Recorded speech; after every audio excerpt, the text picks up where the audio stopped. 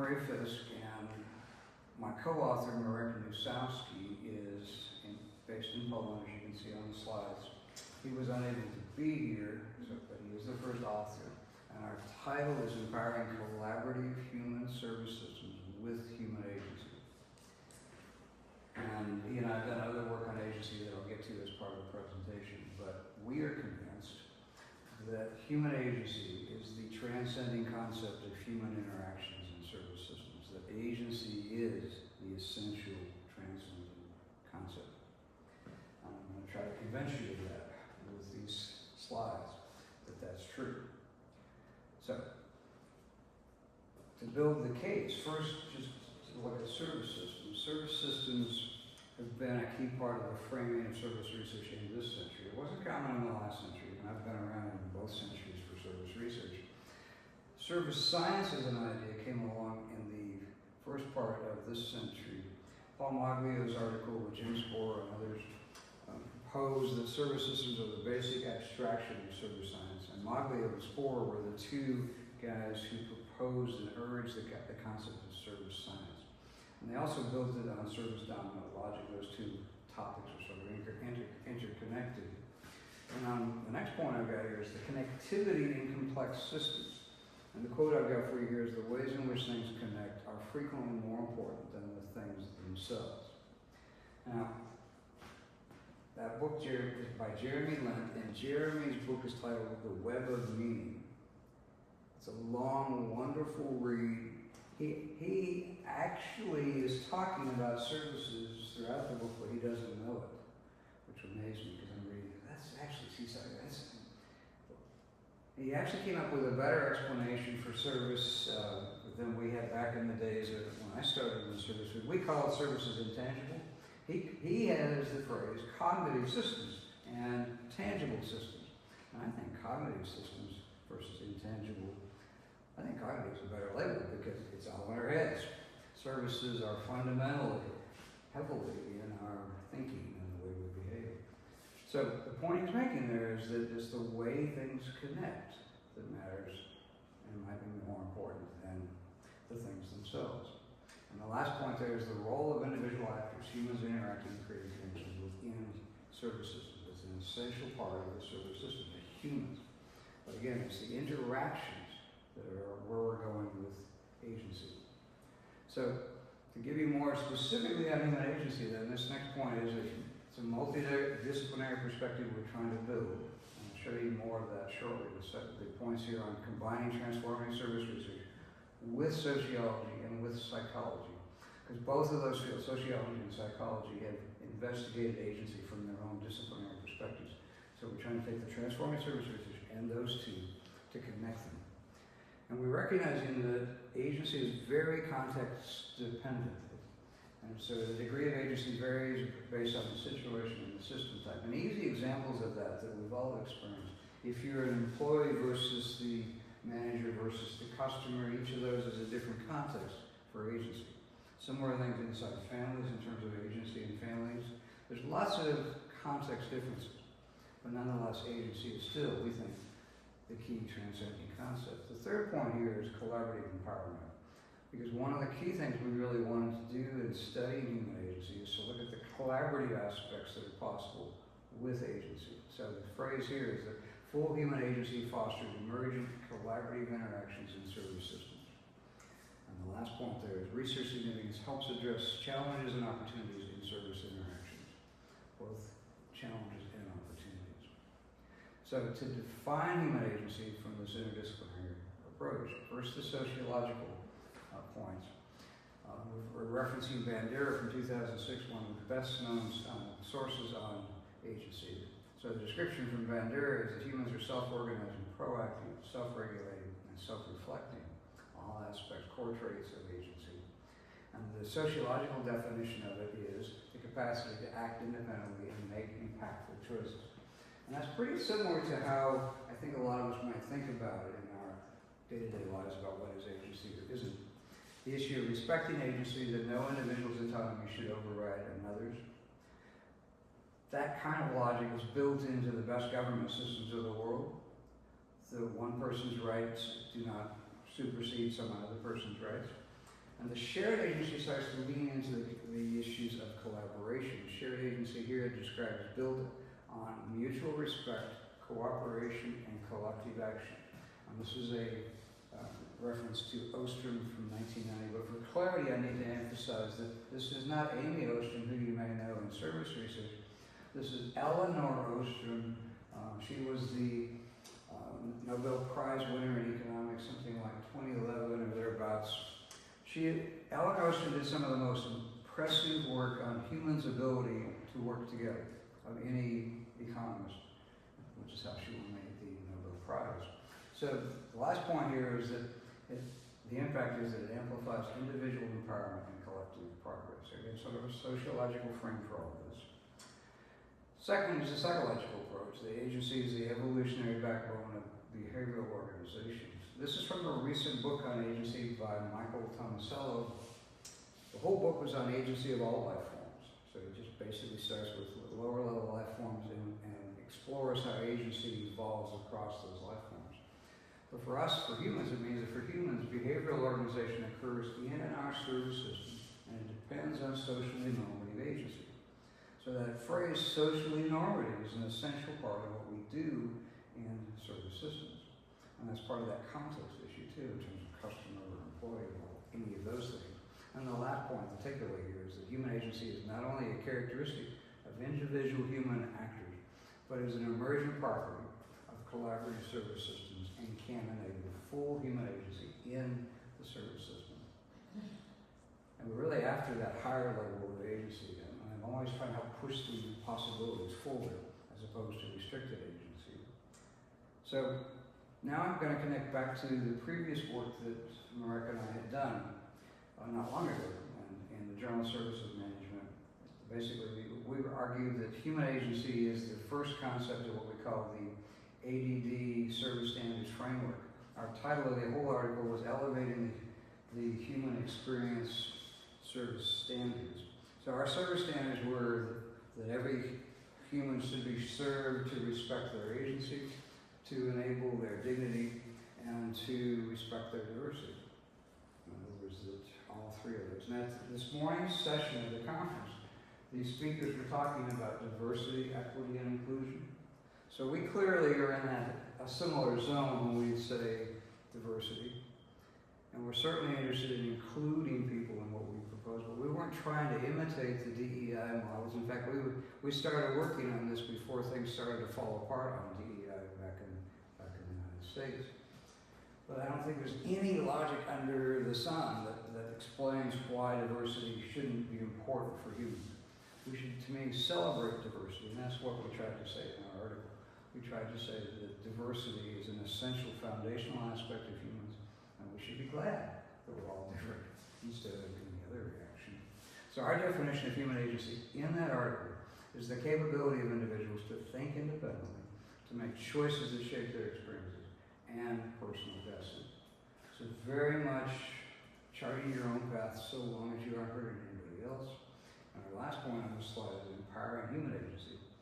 In that article, the agency service standard enables people to shape and control their own lives, but also requires that their actions do not interfere with the agency of others to exercise their rights and freedoms. And again, that's really at the core of the best of governmental systems, of that restriction. One person's rights extend about as far as their arm can reach, and the other person's rights start where they are. Okay. So now to a book that is one of my favorites and one of the hardest books I've ever read, The Dawn of Everything by David Graeber and David Wengrow. This is a quote that I really think is very inspiring, and Marek and I started building some of what we're presenting here to you from it. So here it is, the three primordial freedoms, those which for most of human history were simply assumed: the freedom to move, the freedom to disobey, and the freedom to create or transform social relationships. Now, Graeber, as you can see there, is an anthropologist. Wengrow is an archaeologist. Unfortunately, Graeber died shortly after the book was out, but I need to give you more of the context of this primordial freedoms idea. They went and looked across planet Earth for the more ancient indigenous First Nations histories before the colonial powers moved into the various parts of the world, and studied what they could learn as archaeologists and anthropologists a radical book in many ways because they even argue that the human rights, the French Revolution, the American Revolution was a result of them having a lot of contact with Native Americans in North America. And there was their ideas of freedom, these things. The freedom to move, that it wasn't the colonial countries that had these great ideas of let's have human rights. They argue that no, it was because they had contact with people who thought more freely and behaved more freely. Very interesting argument. Hard for them to be certain of because of how far back it goes, but they have excellent examples of some of the native members of the North American tribes visiting France even and speaking to people in France. They've got all the documentation of that because this is preceding the American Revolution. So it's really pretty fascinating stuff. It's a slow read though. Detail after detail, page after page, but I certainly enjoyed the book. Anyway, so this is where we're going with this slide. 3 primordial freedoms and human agency. So we're trying to connect their description of the 3 primordial freedoms to the agency point. So the first one is freedom to move, to enable individuals to change circumstances, seek opportunities, and escape harmful situations. Now think about where we are in 2025, the number of problems refugees experience because they're being blocked from the freedom to move. We only have one planet. We're actually natives of Earth, and the country labels are fictions in the mind. Apparently the native populations, they could change tribes, they could do all kinds of things back in those earlier times. But here we have a world situation where refugees are being mistreated all over the world. Not to mention just immigrants are being mistreated all over the world. So to us, freedom to move should be one of the foundational issues of agency. That if you're born on Earth, you have the right to move about the planet. Would be our logic, following with what they have. The second point here, the freedom to disobey, reflects the power to challenge, to say no, and demand better. Lots of political systems make it incredibly difficult to disagree, to disobey. Even if they don't like what you said, they'll throw you in jail because they don't like what you said. So that one also, we think, would be well worth adopting for modern human agency. And the third one, the freedom to transform social relationships, to foster community support networks and belonging. If you think about all the recent criticisms in some of the world about people who might be transsexual or might be homosexual, etc., all these various possibilities, if we follow the logic from primordial times, that's their choice, and others shouldn't be getting in their way. It's unlikely they're hurting anybody. So why should anybody be telling them what to do? So I really like those 3 a lot. And when I got to that section of the book, I thought, wow, I like that. I just couldn't say anything but wow. So the last point here is application to human service systems. These 3 we think could encourage participation, equity, flexibility, and resilience in human systems. So in other words, if we frame things so that agency as the first one in our service image, agency was a key transcending concept, and we liberated the agency across those 3. If we liberated human agency. Imagine if between now and next year, all refugees could move wherever they needed to move, and all these issues of if you don't think the rules are good, you can say, well, this is why, etc. And the social relationships are your choice, not the government's choice. Imagine what that world could be. I don't think it'd be worse than we're in now. I'm pretty sure it might be better by a lot. Now, sure, what I'm saying is imaginary, but you have to imagine better things before you can create better things. If you can't imagine it, you can't do it. A long time ago, people imagined a much better system, and somehow got lost into history. But if humans did it once, I'm convinced it could be done again. So, next point here, the rise of collaborative agency and service systems. Collaboration is the highest form of interactions that we argued in the foundational article for CoLab in 2020. We basically said elevated human experience was our key message. Well, we talked about 4 possible interactions for humans: conflict, competition, cooperation, and argued that collaboration, the 4th of them, is the highest form. And it's easy to make that argument simply because people get hurt in conflict, they lose in competition, they cooperate sometimes with things that really aren't in their best interest, but they cooperate to get along. But in collaboration, you choose. So it's an easy and obvious choice to virtually any human. Well, of course I would want to be part of a collaboration. So it's empowerment through agency, that the individual human agency contributes to shared collaborative agency. And the next point here is the transition in cooperation from face-to-face joint agency to collective agency. And Thomas Ella talked about the human role of collective agency. That for humans, unlike other species that mostly have individual agency, most other species that's the pattern. But for us as a social species, it's collective agency that drives our decisions across the world. And the last point there is that the impact that leads to service systems that respect human dignity, honor human diversity, and elevate the human experience. And again, that goes back to our previous service standards article. So here's the implications. The human agency empowers systemic change in service systems. That's the theoretical impact. And the future outlook, we think, is that systems that prevent or exploit human agency are outdated and misaligned with modern service science. Because if we really look at the systems that humans have created, we can do better. We don't have to live in systems that are mistreating each other. And the implications for service research is if we adopt human agency, and especially this idea of collaborative agency as motivational forces, that can really advance human progress. From my perspective as an old man, human progress is stuck. We're stuck in old thinking, old behaviors, which continue to mistreat and abuse people. But we don't have to be. We don't have to be stuck. The systems are mistreating as opposed to serving.